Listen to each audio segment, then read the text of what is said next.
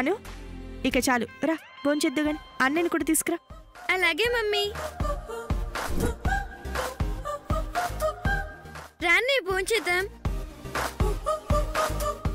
ఏంటన్నయ్య డల్గా ఉన్నావు? నువ్వెందుకు హ్యాపీగా ఉన్నావు? నాకు ఫ్రెండ్ పరిచయం అయ్యాడని చెప్పాను కదా.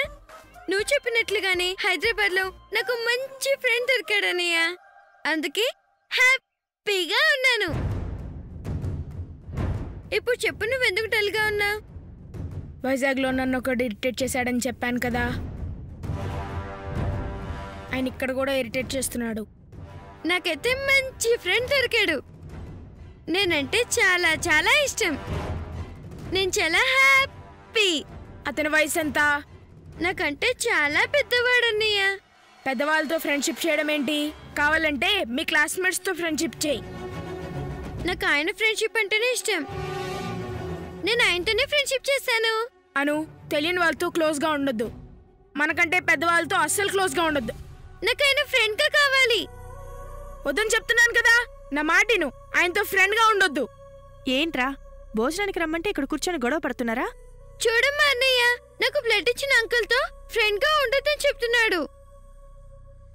ఏంట్రా ఏమైంది?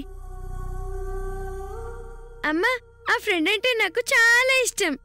ఆ ఫ్రెండ్ కూడా నేనంటే చాలా ఇష్టం. అమ్మా, అంత పెద్ద నాతో ఎందుకని ఫ్రెండ్షిప్ చేయాలనుకుంటున్నారు? మీ ఫ్రెండ్ది చాలా మంచి మనసమ్మా. నువ్వు హాస్పిటల్లో ఉన్నప్పుడు బ్లడ్ ఇచ్చారు.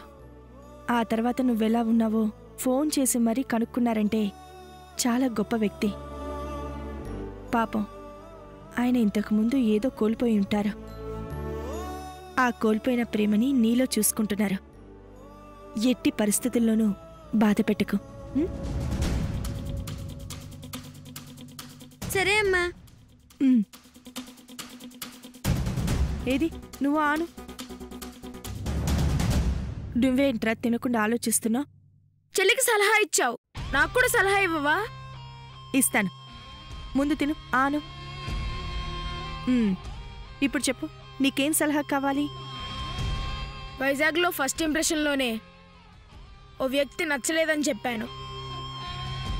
పెద్దవాళ్ళతో అలా మాట్లాడకూడదని చెప్పావు. మళ్ళీ హైదరాబాద్లో ఆ వ్యక్తే నాకు కోపం తెప్పిస్తున్నాడు. నేనేం చేయాలి?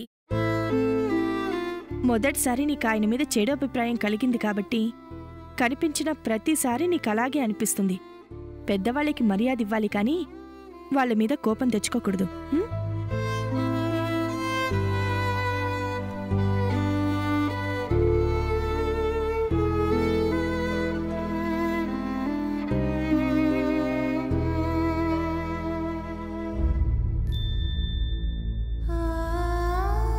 వాటరా తాగు.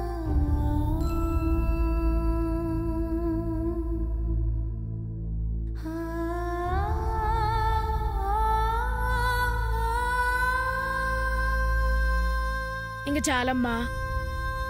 ఈ ఒక్క ముద్ద ఆను.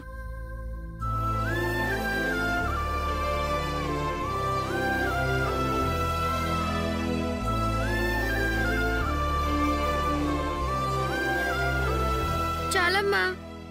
సరే, వాటర్ తాగేసి పడుకోండి. తాగు.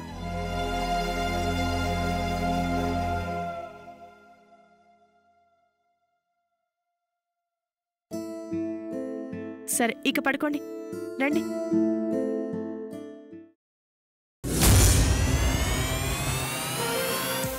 అమ్మకి నచ్చని పని నేను చేయను, కానీ ఆ సీనియర్ నా ఈగో హట్ చేశాడు.